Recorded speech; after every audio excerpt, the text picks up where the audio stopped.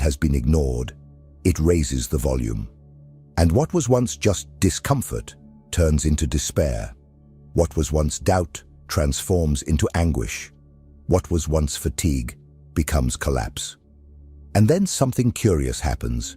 You begin to attract exactly the messages, symbols, and signs you need to awaken.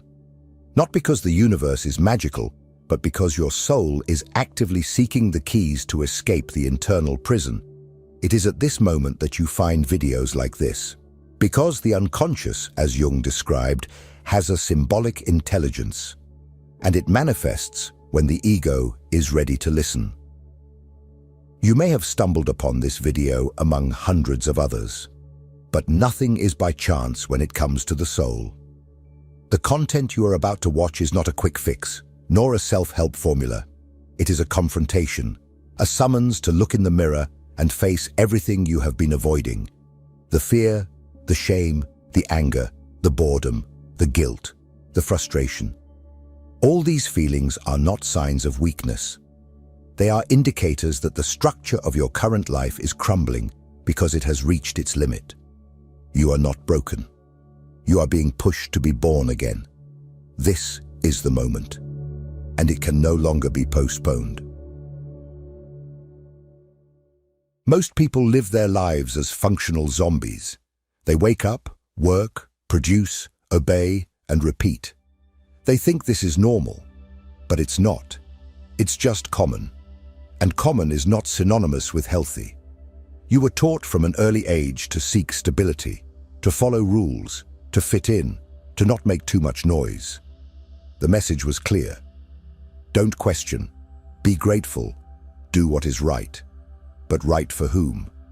Carl Jung wrote in The Undiscovered Self that the greatest threat to the individual soul in modernity is not madness nor misery, but massification. The transformation of the human being into a statistical cog, a replaceable part within a system that values conformity over authenticity. When you start to feel suffocated by your own routine, that feeling is not a defect. It's a sign. A silent scream from your psyche saying, "This is not you."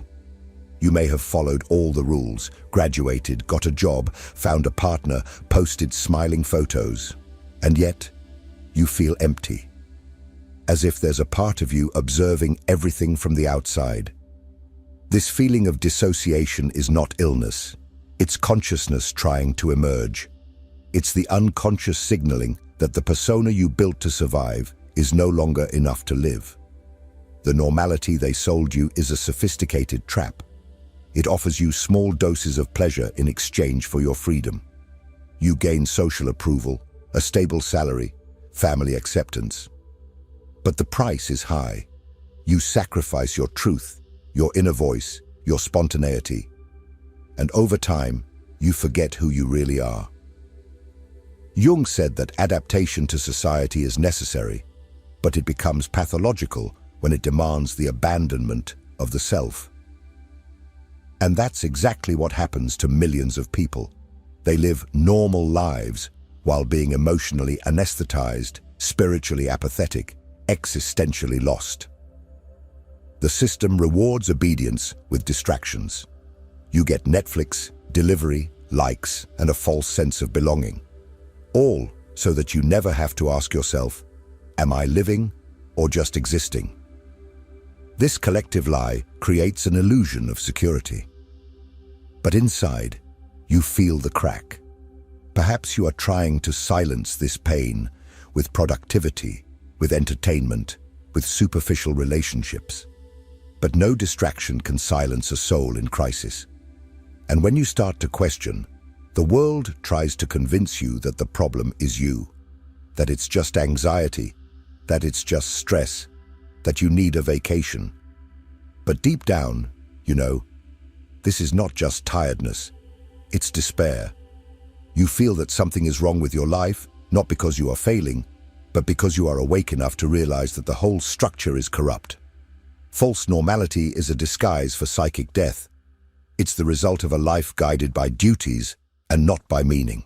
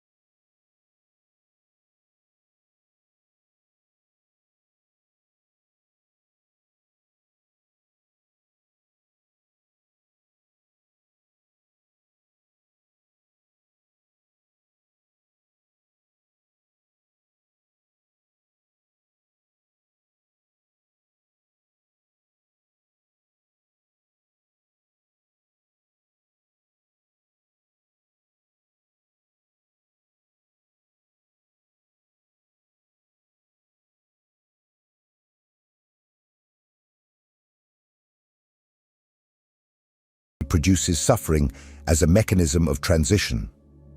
When the ego resists change, the unconscious responds with symptoms: anxiety, insomnia, apathy, anger, confusion. These symptoms are not obstacles on your path, they are the path. They force you to stop, to question, to look within. They compel the collapse of the old structure so that something new can emerge. Society will try to convince you that you need to go back to normal.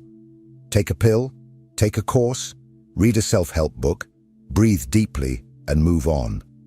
But don't be fooled. That normal is what made you sick.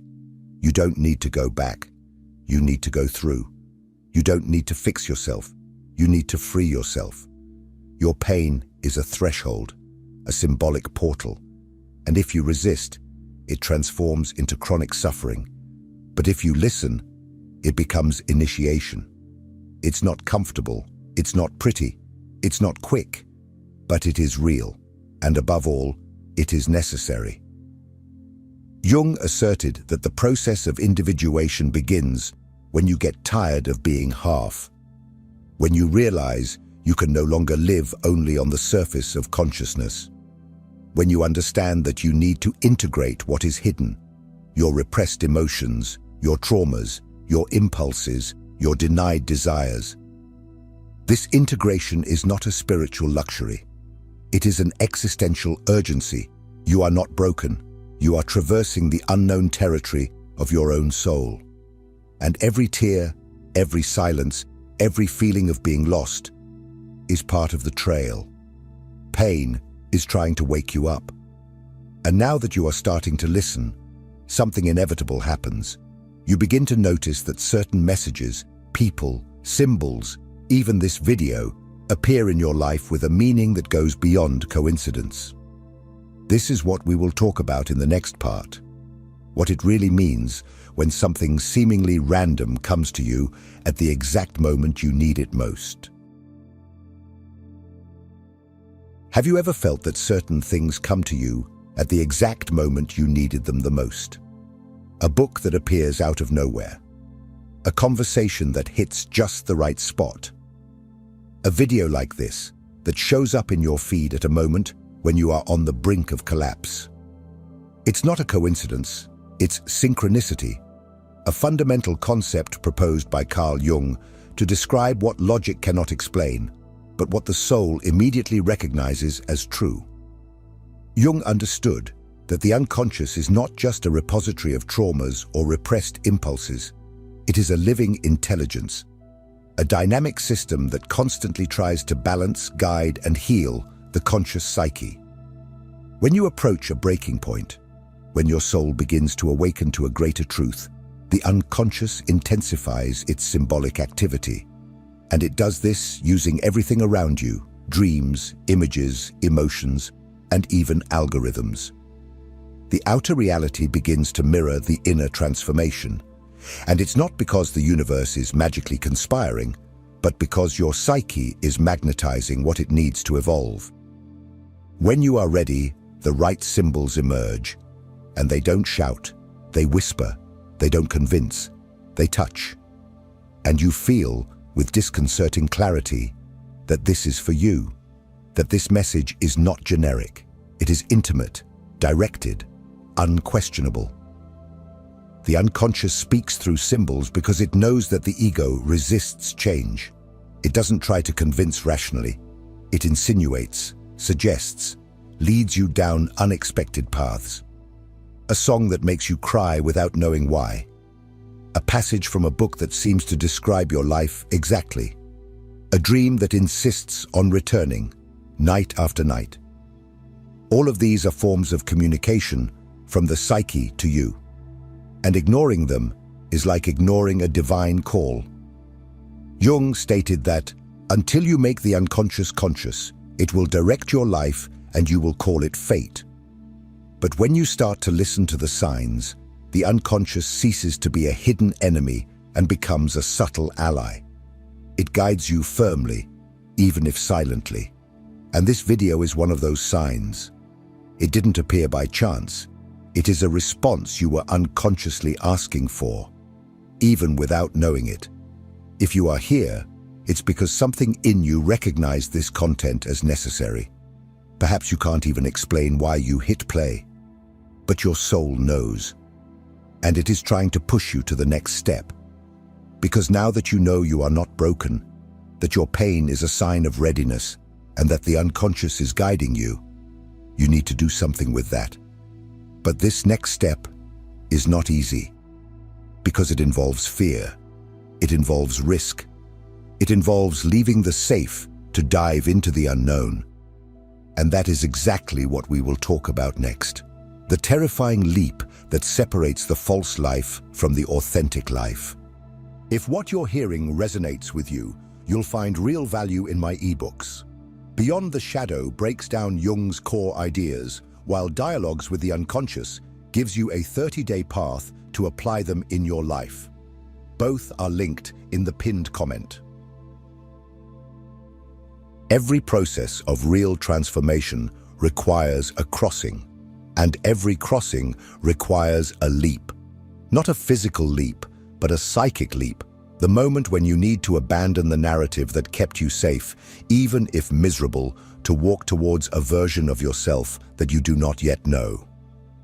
This is the most critical point of the individuation process, described by Carl Jung, and it is also the point where most people retreat. Because the leap is frightening. It means losing your footing. It means having no more guarantees, maps, or instructions.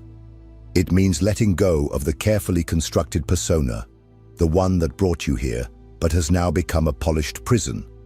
It means saying no to everything that seems right on the outside, to finally say yes to what pulses on the inside. Jung compared this moment to confronting the inner dragon, an archetype that represents all the fears, doubts, and resistances that arise at the threshold of change. This dragon will tell you that you are crazy, that it is not the right time, that you are unprepared, that you will lose everything, that you will disappoint others, that you will regret it. It will show you all the possible scenarios of failure, because it knows that if you leap, it dies, and the ego fears symbolic death more than any pain. But here is the truth that almost no one has the courage to say. The fear you feel at this moment is not a warning to retreat. It is a sign to move forward. Fear is the marker that you are exactly at the right point. Jung stated that the encounter with oneself is, at first, the encounter with one's own shadow. The abyss, the hell from which no one escapes, is the self. This means that before finding freedom, you will be confronted with everything you have avoided feeling for years. You will have to face the fear of being rejected, of failing, of losing. You will have to confront the grief of everything that needs to die for something new to be born. And that hurts. It paralyzes, but it also liberates. Because once you cross over, even stumbling, even crying, even doubting, you discover that on the other side of fear, there is life. Real life. Not survival, not conformity, not appearance, but presence, authenticity, and meaning. You do not need to be 100% ready to leap. No one is.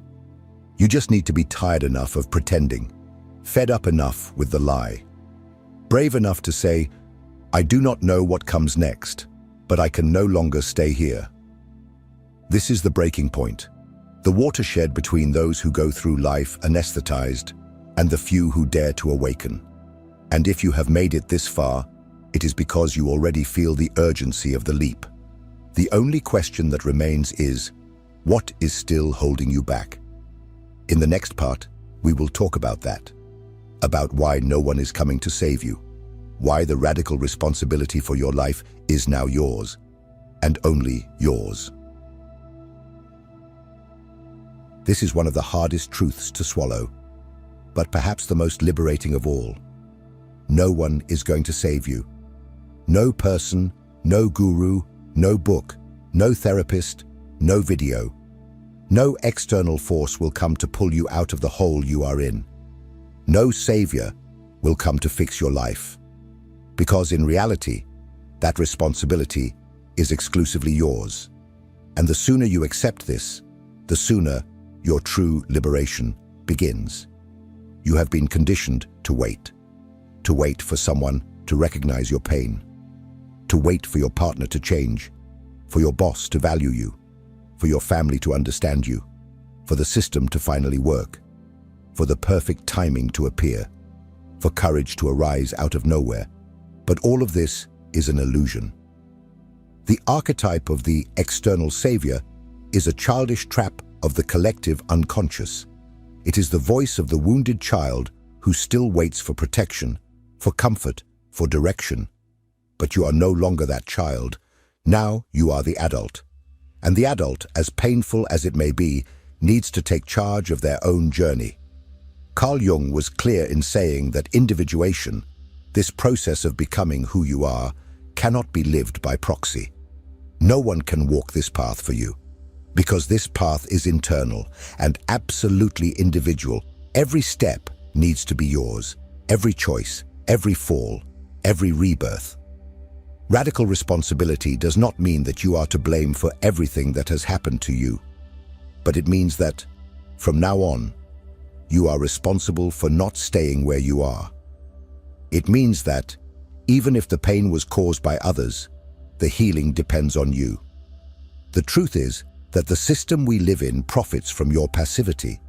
It wants you to remain dependent, insecure, obedient, to follow rules without questioning, to consume, to numb yourself, to wait for ready-made solutions, and you have waited for too long. Enough. This is the moment to break free from that emotional, spiritual, and existential dependency. No one is going to knock on your door to rescue you. There will be no clear sign, there will be no permission, there will be no manual. What exists is this growing discomfort inside you, this internal voice that insists, that provokes you, that torments you, that invites you to act, and that tells you, with increasing strength, either you change or you continue dying in slow motion. You have within you all the resources to begin this crossing, but as long as you keep outsourcing your freedom, you will remain trapped. As long as you wait for someone to tell you that it's okay to leave your job, to end the relationship, to start over, you will continue living other people's lives, not your own. The ego will tell you that it's impossible, that it's dangerous, that you are not prepared. But the ego is cowardly. It just wants to survive, and your soul wants to live. Taking responsibility for your own life is the beginning of true maturity. It is the moment when you stop victimizing yourself and start rebuilding yourself, in silence, without an audience, without guarantees, but with dignity. And this is where the inevitable question arises. What exists on the other side of this fear? What is there after you accept that you are alone and that the leap depends only on you? The answer, Jung gives us clearly, real life. The one you came to live, but postponed for too long. And this is exactly what we will talk about next. What exists on the other side of fear, and why your authentic life begins exactly where you fear to tread the most. There is an invisible line that separates the life you live from the life you came to live. This line is not made of external obstacles, lack of money, or the opinions of others. This line is made of fear. The fear of change, the fear of disappointing, the fear of failing, the fear of stepping out of the cave of normality and walking alone into the unknown. But it is on the other side of this fear that your real life begins. Jung teaches us that fear is not an enemy. It is a guardian of portals. Every time you feel dread about changing, breaking free, taking risks,